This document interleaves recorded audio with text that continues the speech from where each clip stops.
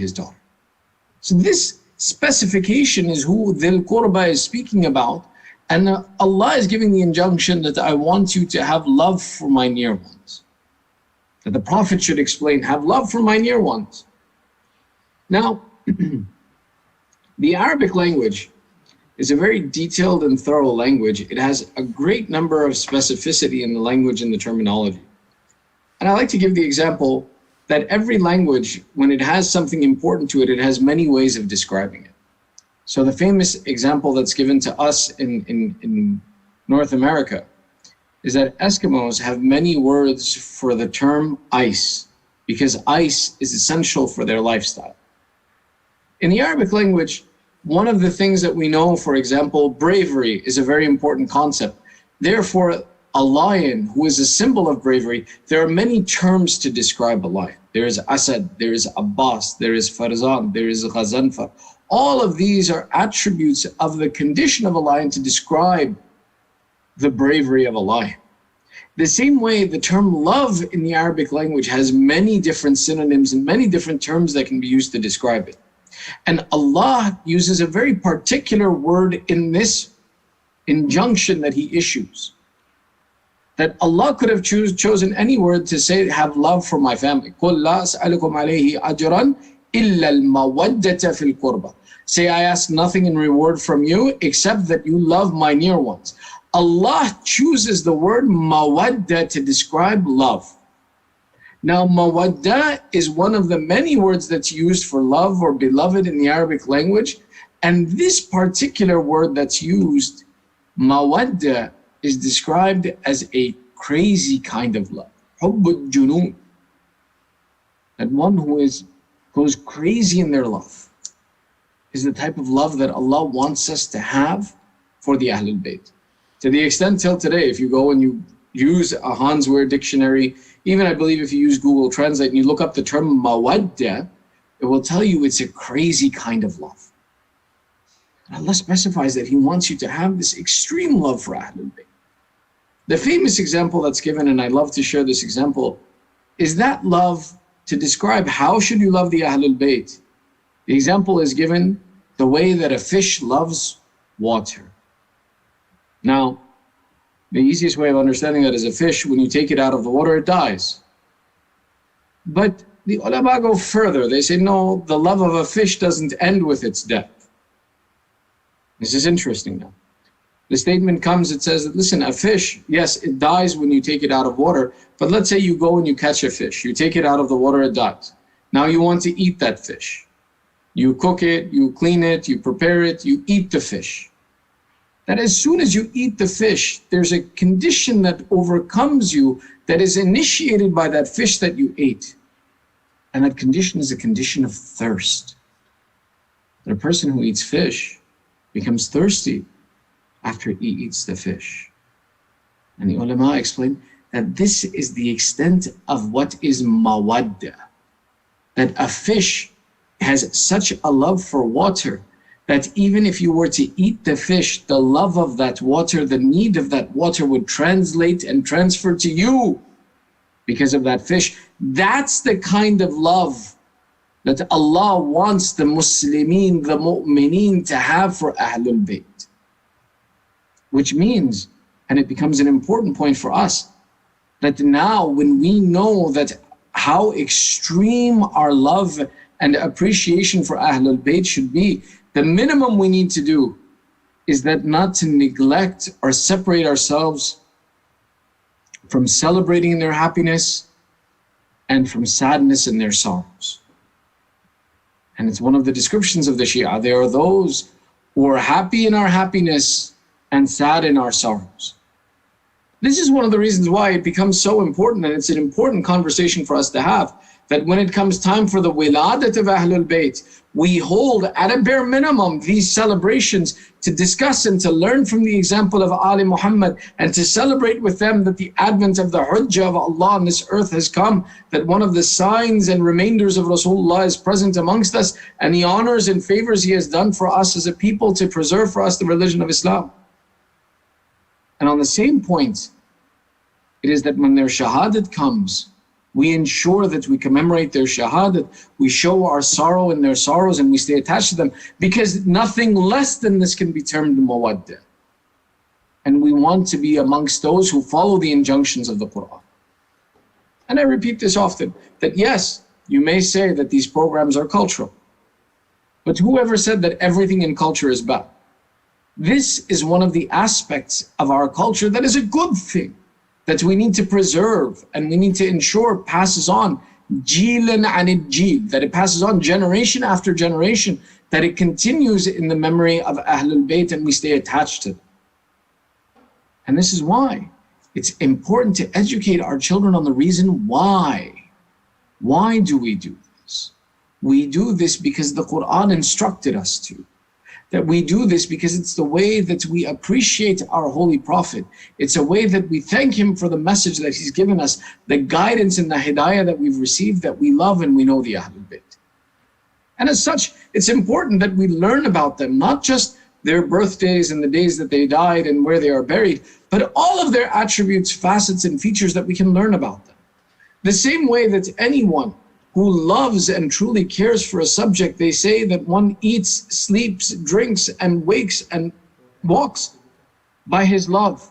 The same needs to be true of us, that we, in every aspect of our life, reflect this love. And if I truly love my Ahlul Bayt, then their celebrations are a time for me to enjoy, to appreciate, to take their wasila closer to Allah and ask him by the right of this wasila. So inshallah today, as well as every shahadat and wiladat, don't let your children and your next generation separate from this mention. Educate them that when they ask the question, why do we do this? Why do we insist on having these programs? Why do we insist on this process of talking about the Ahlul Bayt and doing these programs? Why do we have to have these programs? Educate them that Allah has instructed that if you want to thank Rasulullah for what he has given us, if you want to be amongst those who appreciate the wonderful message of Islam, if you want to be amongst those who are close to Allah, then show mawaddah for the family of Rasulullah. And that mawaddah is a crazy kind of love. It's a love where we dedicate everything to them and we take everything from them, and our life revolves around the affiliation and association with them. As such, it's important that we look at the life of the Imam and we learn lessons from it that we apply within our own life. Our Imam, our eighth Imam, Ali ibn Musa Ridha alayhi salam, Allahumma salli ala Muhammad wa ala Muhammad, is the one who was born in the year 143 after Hijrah, the same year as the shahadat of his grandfather Imam as-Sadiq, and his shahadat comes in the year 203, which is his life is a period, 148 he is born. 148 he is born, 203 he is shahadat. His life is of 55 years. And these 55 years are typically split into two sections. The first 35 years under the authority of his father, and then the second part of his life, the 20 years that he spent as the Imam-e-Waqt. What we know most about the life of Imam Ridha alayhi salam is his time in Tus and his time as the successor to the Khalifa Ma'mun, which was consistent to 2 to 3 years of his life. The Imam leaves the city of Medina in the year 200 and his shahadat takes place in the year 203. And most often, because the Imam was in a very public place during this time, there are many narrations and interactions with the Imam that tell us about his sayings, that teach us about what his character was, how he behaved, and we learn lessons from this. Even this time period is a very unique and special time period amongst all of the A'immah alayhimus salam, because of the opportunity that Imam Ridha had to interact and to relate with the people. But before we even get to this, there is a question of how did the Imam spend his life? What was the process by which that the Imam was the one who was teaching and learning for a period of 17 or 18 years in the city of Medina before he left?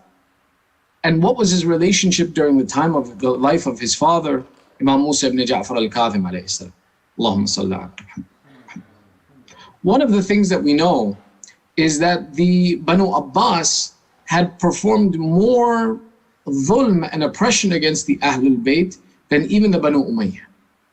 And that their oppression of the Ahlul Bayt was to such an extreme that our sixth Imam at the time of his Shahadat was not able to publicly appoint Imam al-Kadhim as the next Imam. And that Imam al-Kadhim's imamat was one where people had split initially, and even the Shia of the time had a difficulty in being able to recognize and get close to the Imam-e-Waqt. Imam al-Ridha, his birth is in that same time period, and his youth is in that same time period. However, Imam al-Kadhim exerted great effort to ensure that the imamat would not be something that gets lost and hidden amongst the people. Because even at the Shahadat of Imam al-Kadhim, there were many more splits that we'll talk about momentarily as well too. Imam al-Kadhim, to prepare the people that to know where the authority of Allah goes after him, took efforts to position Imam al-Ridha in his life such that Imam al-Ridha would be known as being the next Imam. There are ways that we see this. One, for example, first off, we know that Imam Musa ibn Ja'far had 35 children, 17 sons and 18 daughters. And that amongst all of these children, it may have been very difficult for us to know where the imamat sat after Imam al-Kadhim alayhi salam. But Imam al-Kadhim begins this process by one, introducing 4 steps that we see very clearly. One is the process of introducing Imam al-Ridha as a judge within the people, that he gave the command to Imam al-Ridha for him to sit in the Masjid al-Nabawi and to answer questions as well as pass judgments for people who had problems, such that the people would become aware and become attentive to bringing their questions and their problems to Imam al-Ridha and seeking his counsel and answer in issues that they would face day to day. This was one of the processes by which. The second process that Imam al-Ridha gave this, Imam al-Ridha was given distinction amongst his siblings, that Imam al-Kadhim had indicated that all of the affairs of the family would need the permission of Imam al-Ridha to be executed, so that all of the siblings would recognize his authority and be prepared that the authority after Imam al-Kadhim would be going to Imam al-Ridha. Famously, it's even narrated that for the marriage of the sisters of Imam al-Ridha, that permission would have to be sought from Imam al-Ridha to be able for any of the sisters' marriages to be accepted in that process. This is from one of the historians in one of the narrations, though there may be others. I haven't seen too many references of this. However, the idea that amongst the siblings there was no doubt about the imamat of Imam Ridha is something that was made clear by the efforts of Imam al-Kadhim alayhi salam. The third point that we see is that Imam Ridha was not only a teacher in this time and taught classes, that also his father, because of the frequent imprisonment that he faced, when Imam Kadhim would travel or when he was in a period of imprisonment or separation from the Shia, the instruction was given that Imam Ridha would teach the classes of his father, Imam al-Kadhim. Now remember something, the institution and the instruction of teaching was established under the time of Imam Zain al-Abidin alayhi salam. And in the life of Imam Zain al-Abidin, when after the event of Karbala, Imam Zain al-Abidin began the institution of educating in the city of Medina. And it was continued by Imam al-Baqir, the one who split Baqiru ilm al-Nabiyyin, the one who split open to the hearts the knowledge of the Anbiya. And then it was further produced higher levels by Imam al-Sadiq, who after the Shahadat of Imam al-Sadiq, it's famously said that 900 teachers would sit in Masjid al-Nabawi and say, we learned from our teacher Imam al-Sadiq, and would teach on this basis. Imam al-Kadhim continued this tradition, though the oppression of the Banu Abbas restricted the number of talaba who could come and study with him. The institution of teaching by the Ahlul Bayt in the city of Medina still continued. And Imam Ridha, as long as he lived in the city of Medina, was one of the teachers and educators. This is another place that we see a very interesting point, and we'll mention it very briefly here, is that till today, we are subject to some of the miracles of Ali Muhammad. When we're questioning or unsure of, for example, who is the Imam or who was the Imam, alhamdulillah, this affair has been clarified for us now. But one of the ways that we recognize the i'jaz, the miraculous status of the Ahlul Bayt, is the speech of the Ahlul Bayt. Now we're talking about, for example, Imam Ridha, who 35 years he spent under his father, Imam al-Kadhim. And he was a teacher in place of Imam al-Kadhim. Imam al-Kadhim's imprisonments took place mostly over a period of 14 years. So approximately from the age of 21 to 35, many of the lessons taught by Imam al-Kadhim were taken over by Imam Ridha because of the absence of Imam al-Kadhim. Or in other times when the Imam would be traveling. When we look at the statements and the speeches and the ahadith that come to us from Imam al-Ridha, one of the mu'jiza of imamat is that there is no change in their speech based upon their age. Let me explain what that means. You and I today, as we grow up, as we go through different phases in life, if you go back and you look at your writing from, for example, the 2nd grade, you'd say, ah, man, I had no idea what the world was like. You know, I want to grow up to be a fire truck. For a 2nd grader, that's an intelligent statement, but for an adult, we would say that, Baba, you can't be a fire truck. You can be a fireman, but you can't be a fire truck. We would say that, no, we understand that the child means to say fireman, but his language, his understanding is limited at that age, and as he matures. And then we take a look at, for example, the writing of a 16-year-old, and we see the 16-year-old says that I don't want to be a fireman anymore. I want to be, for example, the president of America. I say, ah, Khati, poor kid, he has no idea what reality is, that he really wants to be the president or not. Okay. At 20, 18, we see that he's now exploring college and he wants to be a doctor. And we look back at our writing at 18, nah, I wanted to be a doctor. I never thought about how much school I'd have to go through for that. Ha ha ha ha. How foolish of me to think that being a doctor was something that I could accomplish. Then we take a look at, for example, a 22-year-old who now has completed his education and now his thought process is about making money. I want to get settled. I want to go through this phase in life. I want to mature. We start seeing gradually, as we look at the phases of life and we look back at our writing, we look back at our work, we see some of our innocence, we see some of our foolishness in our speech and our words and how limited our worldview was. And we look back and sometimes we're embarrassed to say that, oh, that was me. I made those, I thought like that. But look at the beauty in the speech of an imam. That an imam, now when we look back at his statement, you can't tell if the imam made this statement when he was 12, when he was 20, when he was 30, when he was 50. Which is one of the mu'jiza of imamat. That the imam's speech is always perfect. That the imam's speech is never something that varies by his age, but rather is perfect for the moment in which it is needed and is not limited by the attribute of the physical presence of the imam, but is only known by the absolute knowledge that Allah gives him to present and share with humanity. Which is why, think back on every hadith you have read, every statement you know from the Ahlul Bayt, you'll never find that the imam's speech is self-contradictory to say, na'uzu billah, at one point in time the imam didn't know, and at another point in time when he learned and knew better, na'uzu billah, that he changed his words. This is one of the miracles of imam. And one of the miracles of the imamat of Imam Ridha is that we have access to it and that we can see this.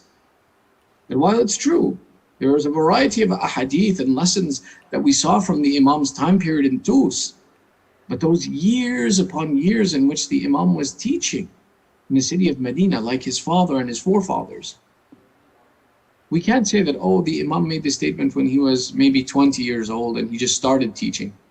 Oh, and you can see the difference in his speech when he is older, and you see that, for example, now his experience in life is a bit more, therefore his words are varied. Look back at the statements of all of the A'imma alayhim salam. This is one of the miracles of imam, that they are perfection in knowledge from the moment they are born till the moment they leave this world, and their knowledge is complete to us. Therefore, we see the appointment of Imam Ridha as the teacher in place of Imam al-Kadhim, as his na'ib, as his representative to be the teacher, as one of the ways in which the imam publicly instructed society, where will authority lie after me? Through these steps and others, we see that the appearance of Imam Ridha in the public sphere as being acknowledged as the imam of the time was something that even Ma'mun was able to recognize, that this is the authority of Ali Muhammad on the earth. And he was able to identify this imam and try to tie his boat and tie his lineage to the family of Ali Muhammad. And there are many particulars within this, but one of the other aspects by which Imam Ridha was known is by his good nature and by his good character and behavior with people.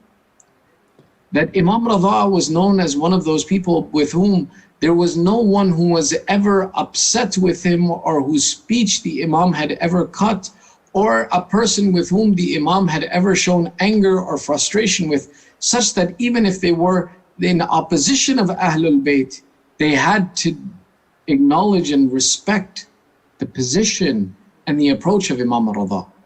Which is why one of the reasons that, for example, common historians will say that Imam Ali ibn Musa is given the title of Ridha is because both his friends and his enemies were pleased with him in the position that he was given. And they tie this to, for example, his Khilafah, that when he became the Na'ib Khalifa, when he became the successor to the Khalifa, that everyone was pleased with this position that was given to him. Therefore, he became known as Ar-Ridha, the one with whom all people are pleased. But you and I know that one who has the aspect of ismat and the authority of Allah on this earth, his title is not something that is appointed and anointed upon him by the pleasure of people with him, but rather is appointed and anointed by his relationship between him and Allah.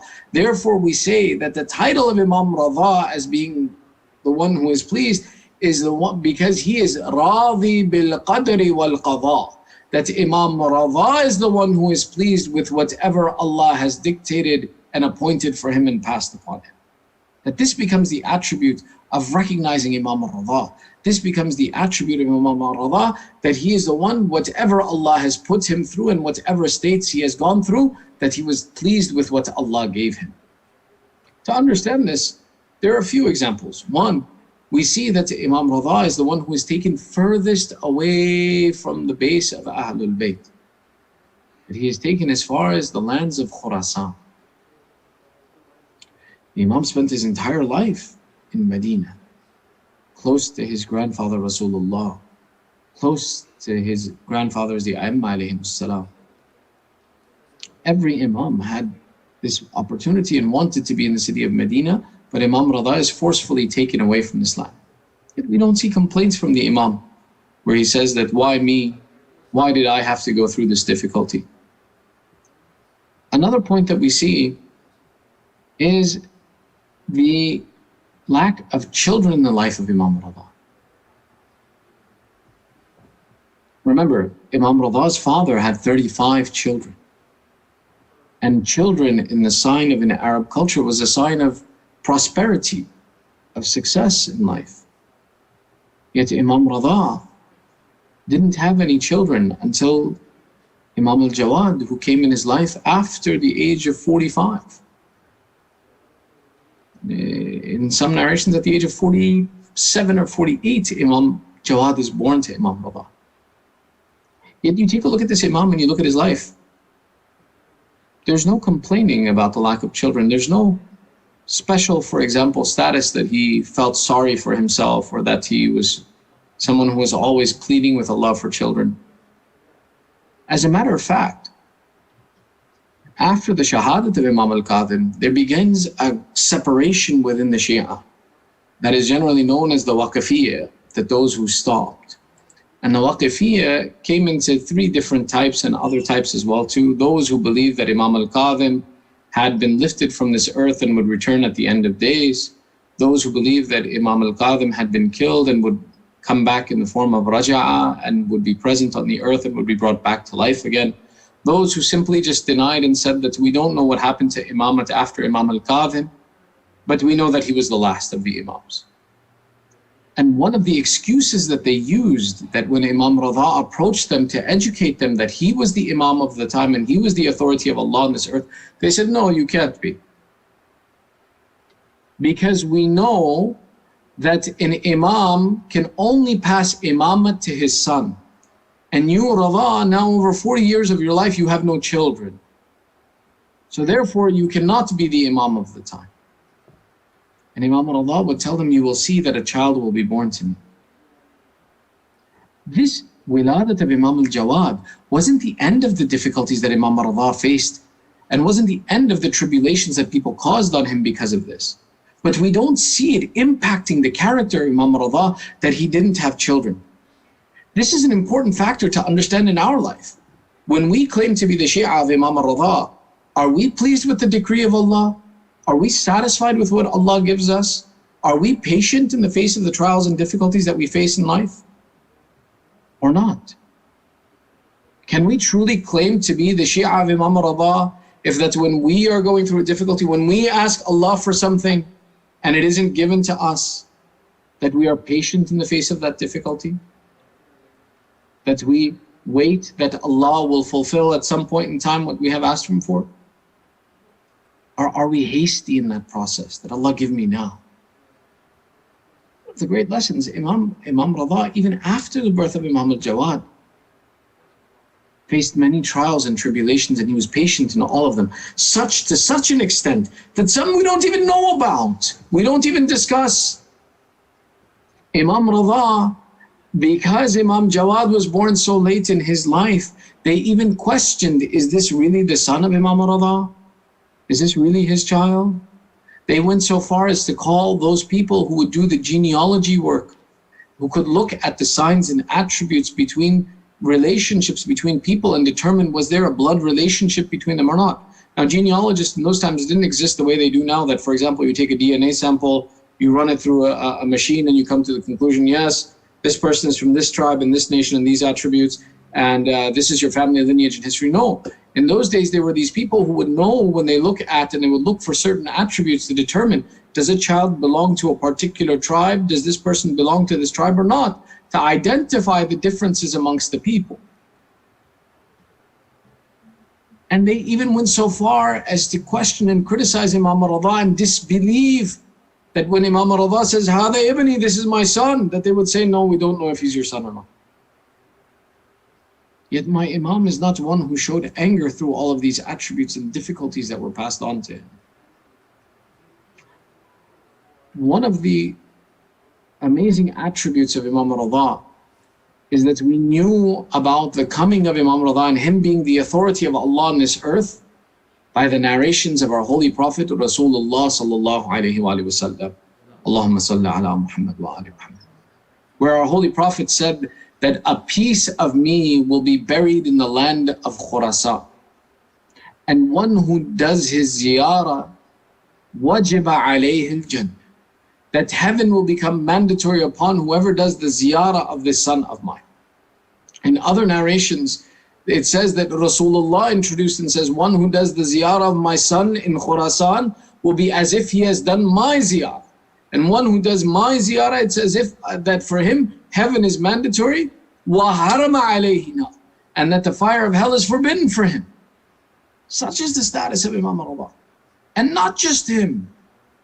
Imam Ali ibn Abi Talib alayhi salam, Allahumma salli ala Muhammad wa ali Muhammad, takes the time to introduce Imam Ridha as well too, such that there is no doubt about the imamat of Imam Ridha.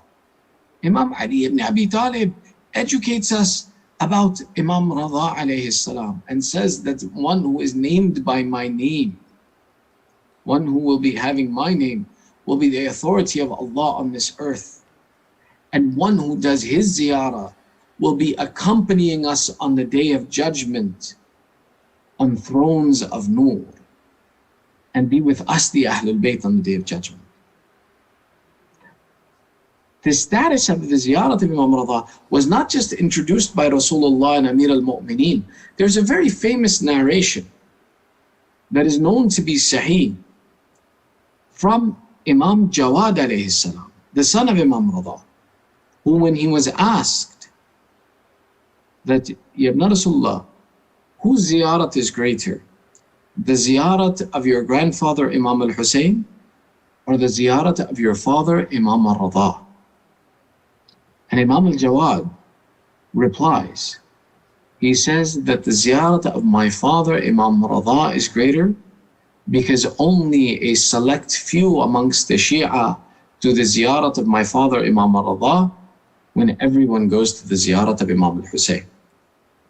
Now, The tafsir behind this statement, the sharh, the explanation behind the statement of Imam al-Jawad takes depth to understand why the Imam made the statement he made.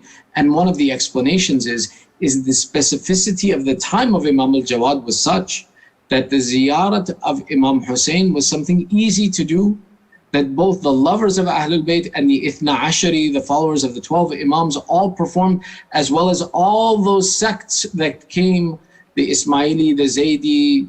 Today we go and we see even the Bukhara are there, the Ahl Sunnah attend. Even these days that, for example, the Christians go to the ziyarah of Imam al-Hussein alayhi salam. But in that time, the ziyarah of Imam Ridha in Khurasan, in what is today Mashhad, was something that was both difficult, dangerous, as well as the fact that only those who appreciated all of the A'immah were the ones who would attend the ziyarah of Imam Ridha. Therefore, Imam Jawad makes this statement.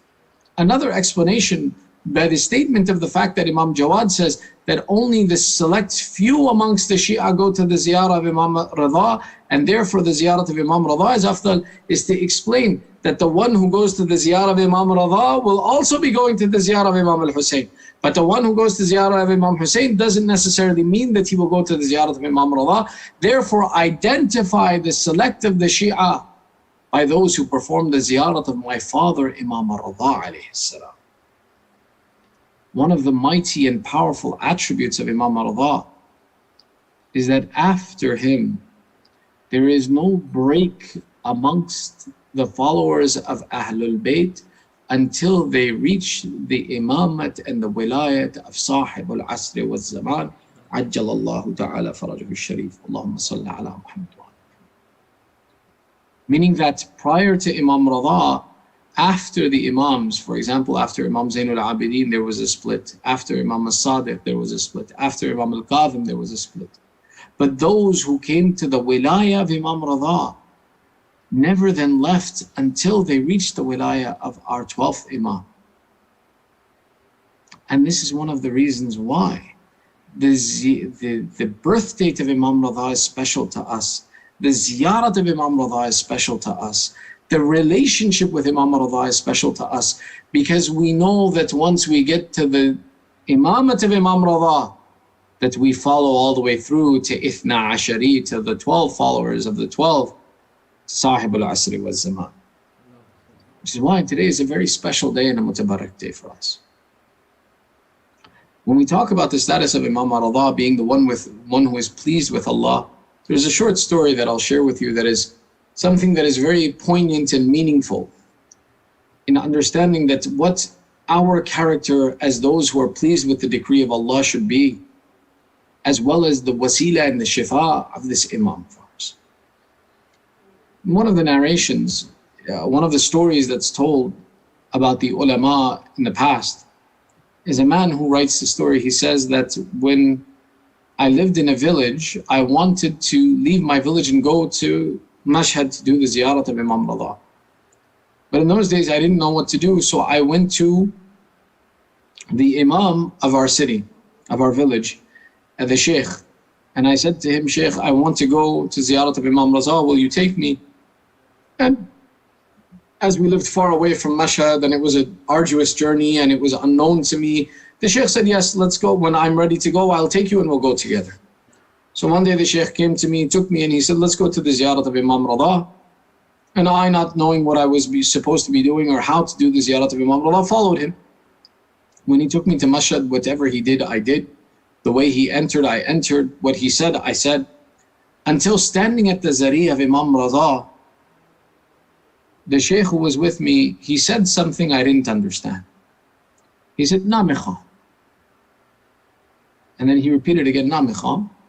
And then once again he said, Na mikha. I don't want, I don't want, I don't want. When we left the ziyarat of Imam Ridha, I asked the Sheikh, I said, Sheikh, everything you did, I did. Everything you asked, I asked. Every ziyarat, everything you recited, I recited. Except this one thing I don't understand. Why did you make the statement, I don't want? And you repeated it 3 times. The Sheikh replied, he says, right now I won't tell you. Come to me when my time on this earth is finished, when I'm about to die, and then I'll explain it to you. The man says some years later, the news came that the Sheikh was very ill and he was going to pass away. So I went to go see him, and in my curiosity, I asked him. I said, Shaykhna, you told me to ask you, I know you're in a state of difficulty, but can you explain to me, why did you say this when you went to Imam Ridha? You said, I don't want, I don't want, I don't want. He replies, the Shaykh said, he says, now that I'm going to leave this world, I'll tell you. He says, I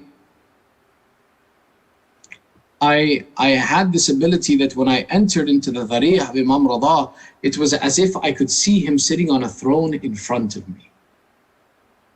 And when I said Salamu Alaikum to Imam Ridha, he replied to me. And as I was speaking to Imam Ridha, I had a request, which I said, Ya Ibn Rasulullah, I have a problem I want your help with. I have this sickness in my hand, and it's a wound that won't close properly. And it gives me a lot of trouble because when I do my wudu and I prepare for salah, sometimes it opens again and then I become dirty again and then I have to wash it again. And it's very difficult for me to maintain and manage this wound. And it affects my prayers, affects my ibadat of Allah. Ya Ibn Rasulullah, will you ask Allah to remove this difficulty from me, to give me shafa'ah of this difficulty?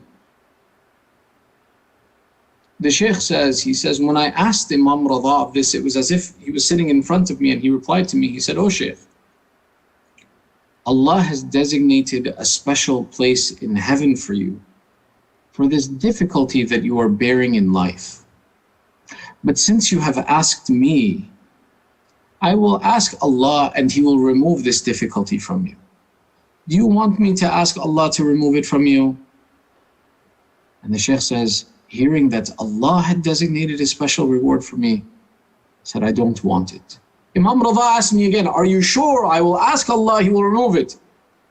Shaykh says, I don't want it. Imam Ridha asked me a third time, do you want this difficulty removed? And I said, no, I don't want it. I would rather have the reward with Allah in Akhirah and bear the small trial and difficulty today than to lose a great reward in Akhirah for a small amount of comfort today. The lesson, brothers and sisters, for us when we hear a story like this is that we are the followers of Imam Ridha. Be patient in the trials and difficulties that we bear today. Bear them with patience. Be pleased with what Allah decrees for us so that in Akhirah we may be entitled to the great rewards that are reserved for the lovers of Ahlul Bayt. ندعوك باسمك العظيم الأعظم الأعز الأجل الأكرم يا Allah. 10 times let's raise our hands by the barakat of Imam Ridha. Ya Allah, Ya Allah, Ya Allah, Ya Allah, Ya Allah, Ya Allah, Ya Allah, Ya Allah, Ya Allah. Ya Mahmud بحق محمد يا أعلى بحق علي يا فاطر السماوات بحق فاطمة يا محسن بحق الحسن يا قديم الأحسان بحق الحسين. Oh Allah, accept this small ibadat from us. Ya Allah, forgive our sins and cover our flaws. Oh Allah, those who are sick amongst our families, our communities, the mu'mineen around the world, give shafa'ah to the mu'mineen wherever they may be. Oh Allah, we have gathered here with hajat by the right of Imam al-Thamin, Hujjat al-Thamin, fulfill our hajat. Ya Allah, keep our children on the upright path of Ali Muhammad and attach them to the seerah of Ali Muhammad. Oh Allah, hasten the reappearance of Sahib al-Zaman and make us from his upright supporters. In sharing this celebration with all of our marhumeen, 1 Surah Fatiha, 3 times Surah Ikhlas, ma'as salawat. Allahumma salli ala Muhammad wa ali Muhammad. Bismillahir Rahmanir Rahim. Alhamdulillahi Rabbil Alameen. Ar-Rahman.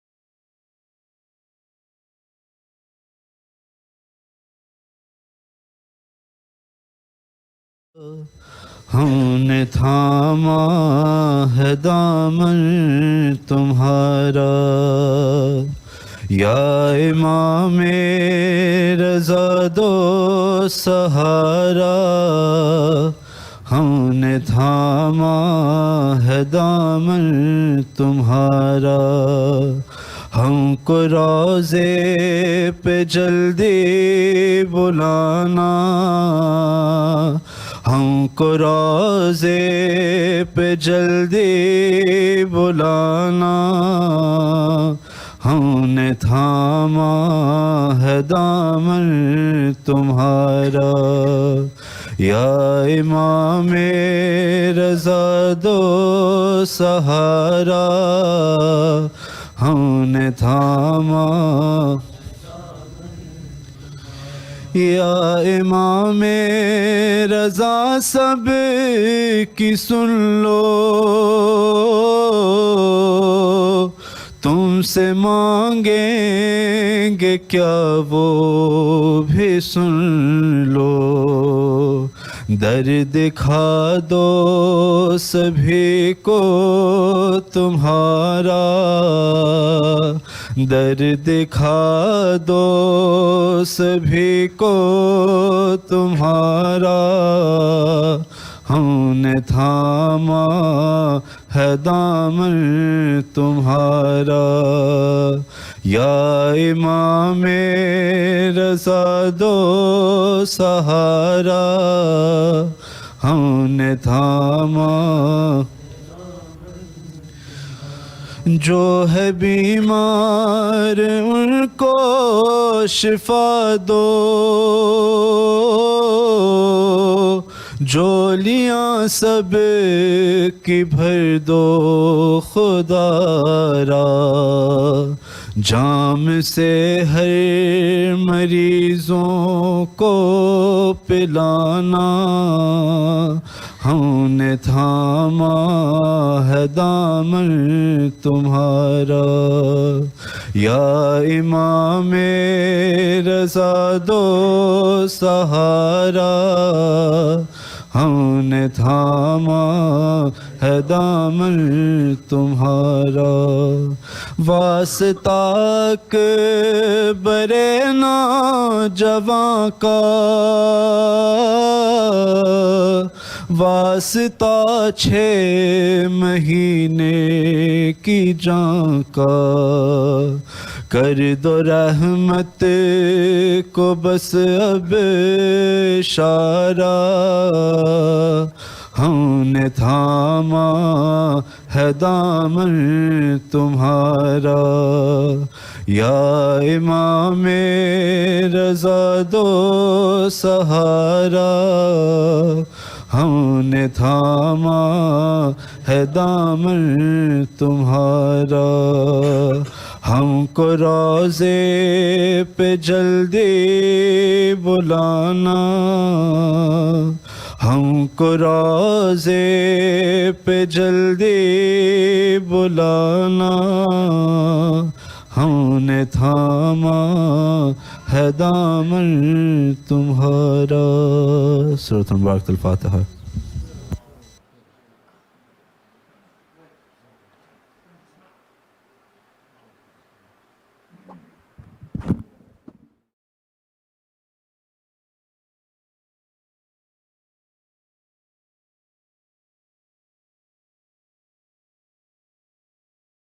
العالمين. السلام عليك يا حسن المجتبى، السلام عليك يا أبا عبد الله، وعلى الأرواح التي حلت بفنائك، عليكم مني جميعا سلام الله أبدا ما بكيت وبكي الليل والنهار، ما جعل الله آخر لحظ مني لزيارتكم. السلام على الحسين وعلى علي بن الحسين وعلى أولاد الحسين وعلى أصحاب الحسين جميعا رحمة الله وبركاته. السلام عليك يا علي بن الحسين ومحمد بن علي وجعفر بن محمد وموسى بن جعفر وعلي بن موسى ومحمد بن علي وعلي بن محمد والحسن بن علي عليهم السلام. السلام عليك يا صاحب العصر والزمان، الأمان. السلام عليك يا شريك القرآن، رجى الله تعالى فرجك وسهل الله تعالى مخرجك وظهورك. السلام عليك يا أهل بيت النبوة ومع رسالتي جميعا ورحمة الله وبركاته. الله